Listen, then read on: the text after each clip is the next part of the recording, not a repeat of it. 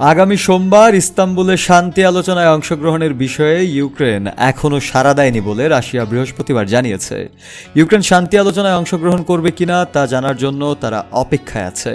অন্যদিকে আলোচনায় বসার আগে মস্কোকে শান্তি চুক্তি নিয়ে তাদের শর্তাবলী পাঠানোর দাবি জানিয়েছে কিয়েভ। ৩ বছরের সংঘাতের অবসানের সাম্প্রতিক মাসগুলোতে কূটনৈতিক প্রচেষ্টা কিছুটা গতি পেয়েছে। তবে মস্কো সাময়িক যুদ্ধবিরতির আহ্বান প্রত্যাখ্যান করে ইউক্রেনের ওপর একের পর এক হামলা চালিয়ে যাচ্ছে। মস্কো ইউক্রেনকে ২ জুন ইস্তাম্বুলে দ্বিতীয় দফায় সরাসরি আলোচনায় বসার প্রস্তাব দিয়েছে।